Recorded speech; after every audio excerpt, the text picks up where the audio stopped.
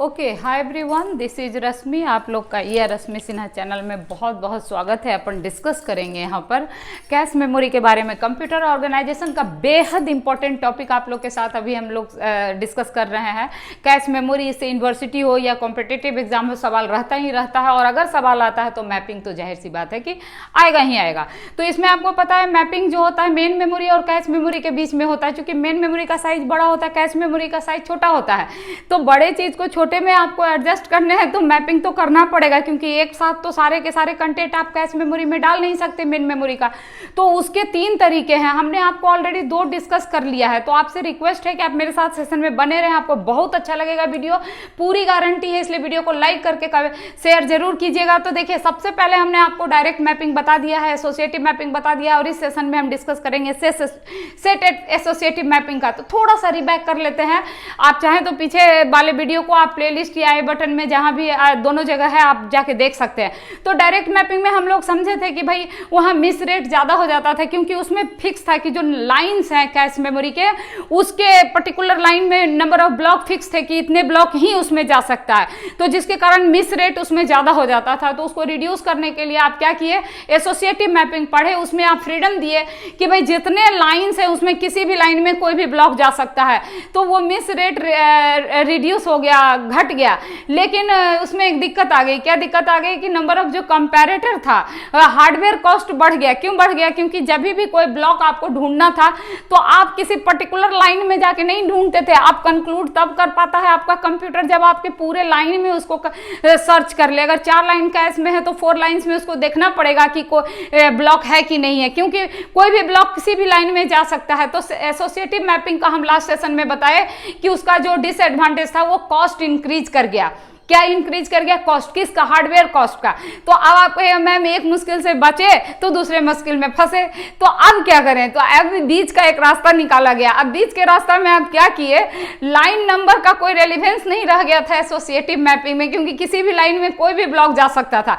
तो बड़ा सुंदर तरीका निकाला गया बीच बचाव का, सेट एसोसिएटिव। अब यहाँ पर देखिए क्या है कि एसोसिएटिव का भी कॉन्सेप्ट रखा गया इसमें, है ना, कि कोई भी लाइन, कोई भी ब्लॉक किसी भी लाइन में जा सकता है। लेकिन यहां पर क्या किया गया कि एसोसिएटिव के साथ एक और वर्ड लगा दिया गया, सेट। मतलब आपका जो कैश मेमोरी है वो आप वो लाइंस के साथ साथ सेट में डिवाइड कर दिया गया। ठीक ना, कि कई सारे सेट में आपके जो कैश मेमोरी है वो डिवाइड कर दिया गया और एक सेट में कई लाइंस हो सकते हैं। तो देखिए, ध्यान से समझिएगा हम क्या बोले, फिर से दोहरा रहे हैं। बहुत अच्छी बात है, बीच बचाव का रास्ता निकाला है ये मैपिंग। ये क्या कहता है कि आपका कैश मेमोरी किस में डिवाइड होगा? कमेंट कीजिए, सेट में डिवाइड होगा। ओके, और वो हर एक सेट में क्या होगा? कई सारे लाइंस होंगे। तो सेट एसोसिएटिव इसका नाम क्यों रखा गया, ये क्लियर हुआ? फिर से समझिए, सेट एसोसिएटिव इसलिए क्योंकि कैश मेमोरी को आप सेट में डिवाइड किए। एसोसिएटिव क्यों? आपके मन में आ रहा होगा, सेट में डिवाइड किए तो समझ में आया मैम, लेकिन एसोसिएटिव क्यों? एसोसिएटिव इसलिए क्योंकि आपका ब्लॉक किसी पर्टिकुलर सेट में किसी भी लाइन में हो सकता है। फिर से समझिए, हर एक सेट कई लाइन से मिलके बनेगा। ठीक है ना, पहले कैश मेमोरी किस में डिवाइड हुआ? सेट में। और सेट किस में डिवाइड होगा? हर एक सेट कई लाइंस को कंटेन कर सकता है। तो जो सेट के अंदर कई लाइंस हो सकते हैं उसमें एसोसिएटिव होगा। मतलब कि किसी पर्टिकुलर सेट में आपका कंटेंट, उसमें कोई भी लाइन में प्रेजेंट हो सकता है। तो फुल फ्रीडम नहीं है इसमें। आपका यहाँ फ्रीडम कैसे हुआ कि कोई सेट में आप जाएंगे और एक सेट में कई लाइंस हो सकते हैं, तो उस उनमें से किसी भी लाइन में होगा। एग्जांपल देखिए, मान लीजिए आपका कैश मेमोरी हम 4 लाइंस में डिवाइड कर दिया। अभी हर लाइन में हर सेट में 2 सेट है। सॉरी, देखिए, आपका कैश मेमोरी किस में डिवाइड कर दिया? 4 सेट में डिवाइड कर दिया, और हर सेट में 2-2 लाइन है। तो सेट एसोसिएटिव का मतलब क्या हुआ कि कैश मेमोरी 4 सेट में डिवाइड हुआ, इसलिए सेट एसोसिएटिव। क्यों? क्योंकि हर सेट में कई लाइंस हैं।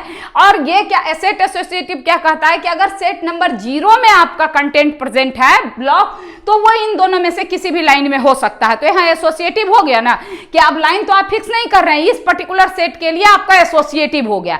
तो यहाँ एसोसिएटिव है, मतलब इसमें से किसी भी लाइन में जा सकता है, लेकिन किसमें? सेट के अंदर। तो फुल फ्रीडम यहाँ नहीं रहा, सेट में एसोसिएटिव किया गया, इसीलिए इसका नाम सेट एसोसिएटिव है।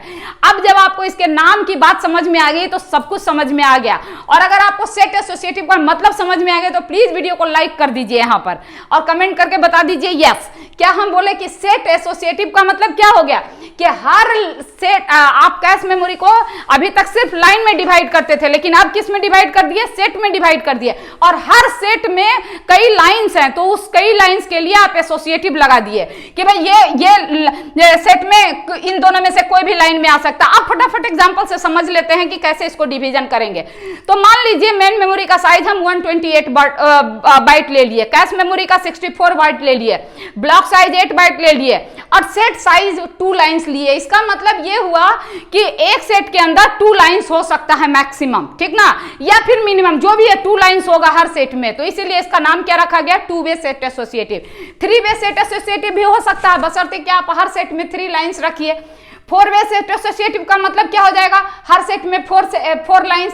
के वे सेट एसोसिएटिव का मतलब क्या होगा कि हर सेट में के लाइंस होगा। तो आप फटाफट आइए, नंबर ऑफ लाइंस आपका टोटल कितने कैसे निकालिएगा? तो टोटल नंबर ऑफ लाइंस निकालने के लिए कैश साइज को किस में डिवाइड करना पड़ेगा? ब्लॉक साइज में, है ना। तो यहाँ कैश साइज क्या दिया हुआ है आपका? 64 डिवाइड बाई 8 यानी 8, यानी कि इस मेमोरी को मैप करने के लिए कैश मेमोरी को कितने लाइन में डिवाइड करना पड़ेगा? 8 लाइन में डिवाइड करना पड़ेगा। कैसे निकाले? Cash side by divide side block size.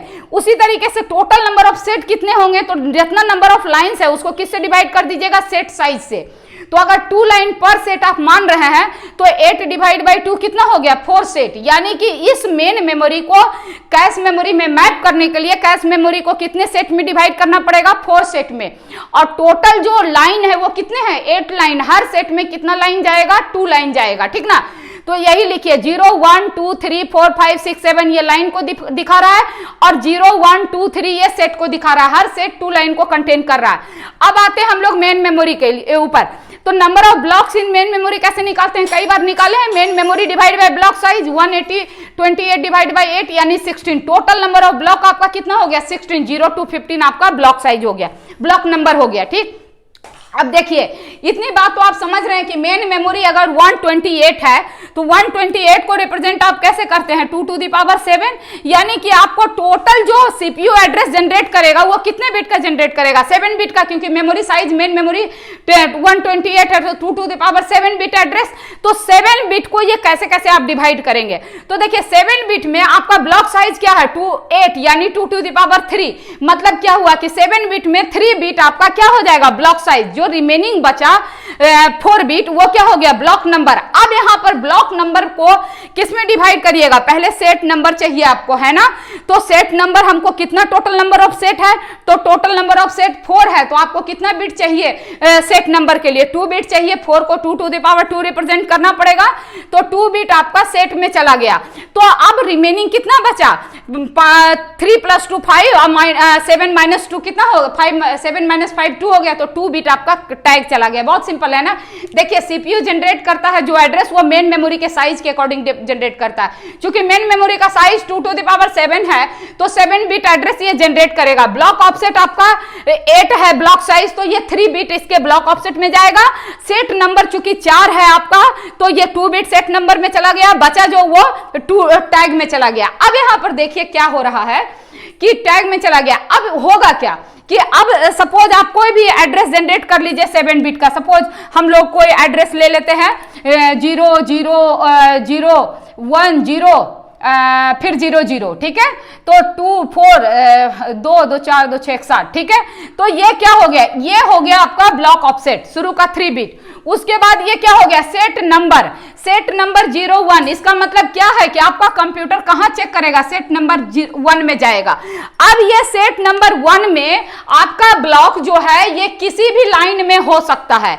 यहां पर एसोसिएटिव लगा है ना कि ये लाइन नंबर 2 में भी हो सकता है, लाइन नंबर 3 में भी हो सकता है। तो आपका जो कंपैरिजन होगा वो किस पे डिपेंड कर रहा है, वो उसमें कितना एट ए टाइम कितना कंपैरेटर आपको चाहिए, एट ए टाइम आपको कंपैरेटर इस केस में कितना चाहिए, तो 2 लाइंस है तो 2 ही चाहिए, है ना। किसी एक इसमें से किसी एक सेट में ही जाइएगा, क्योंकि सेट नंबर आपको यहां पता चल जाता है और हमको फ्रीडम है कि हर एक सेट के यही दोनों लाइन में होगा। तो जब हम सेट नंबर 1 पता कर लिए तो इसमें कितना चाहिए, 2 ही कंपैरेटर चाहिए, क्योंकि 2 ही लाइन है आपका, इसी दोनों में प्रेजेंट रहेगा। तो किसी भी वक्त आपका सीपीयू जब एड्रेस जनरेट करेगा तो सबसे पहले वो सेट नंबर फाइंड करेगा, और चूंकि हर सेट में 2 ही मेरा लाइन है, इसीलिए हमको 2 कंपैरेटर से इस केस में काम चल जाएगा। तो यहां पर जो कंपैरेटर जो कॉस्ट था आपका हार्डवेयर, देखिए वो रिड्यूस हुआ कि नहीं हुआ, वो कैसे रिड्यूस हो गया, क्योंकि ये डिपेंड कर रहा है नंबर ऑफ लाइंस पे, और ये नंबर ऑफ लाइंस किसी पर्टिकुलर सेट के अंदर, वैसे तो देखा जाए तो टोटल 8 नंबर ऑफ लाइंस है। अगर हम सेट एसोसिएटिव नहीं करते, एसोसिएटिव सिर्फ रहता, तो आपको 8 कंपैरेटर चाहिए था। क्यों? क्योंकि इसमें 0 to 7 आपका एट ए टाइम सारे लाइन में चेक करना पड़ता। लेकिन सेट एसोसिएटिव में क्या हुआ कि किसी पर्टिकुलर सेट के अंदर एसोसिएटिव हो रहा है, मतलब अगर हमको पता पड़ गया कि सेट नंबर 2 है या सेट नंबर 1 है, तो हमको 2 ही लाइन में चेक करना पड़ेगा, तो मेरा 2 ही कंपैरेटर से काम चल जाएगा। ये डिपेंड कर रहा है नंबर ऑफ लाइंस पे। तो मेरा जो हार्डवेयर कॉस्ट है वो बैलेंस हुआ, किसमें, सेट एसोसिएटिव में, 2 कंपैरेटर से काम हो गया। अब आप कहिएगा मैम तो इसका साइज क्या होगा, तो इसका साइज डिपेंड करेगा नंबर ऑफ टैग बीट पर, कि भाई जितना बीट आपका टैग हो वही ना कंपेयर होगा कि इसमें कितना कहां पर है। तो 2 बीट इसका टैग साइज है, तो कंपैरेटर का भी साइज क्या होगा, 2 ही बीट होगा। तो 2 बीट साइज का 2 कंपैरेटर लगाने से सेट एसोसिएटिव में काम चल गया। अगर आप सिर्फ एसोसिएटिव बनाते तो आपको 8 कंपैरेटर का जरूरत पड़ता। तो जो एसोसिएटिव में हार्डवेयर कॉस्ट बढ़ा था वो क्या हो गया, सेट एसोसिएटिव में रिड्यूस कर गया। अगर बात समझ में आई तो प्लीज वीडियो को लाइक कीजिए और कमेंट करके बताइए मेरी बात आपको समझ में आई कि नहीं आई, और इसको कॉपी पे नोट जरूर कीजिएगा, ठीक है। और ये बात क्लियर हो गया। और जो मिस रेट था वो भी देखिए, अब आपका इसमें क्या है, फ्रीडम तो है ही है कि आप इसमें डालिए चाहे इस लाइन में डालिए, तो मिस रेट भी इसमें रिड्यूस हो गया, जो आपका पर्पस था एसोसिएटिव मेमोरी का।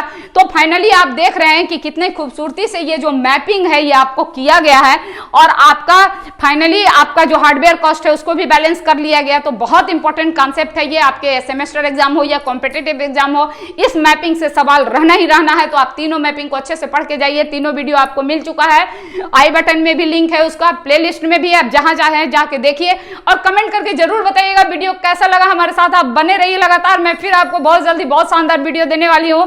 तब तक thank you, take care, bye, thank you so much. Video को शेयर जरूर कीजिएगा दोस्तों के साथ।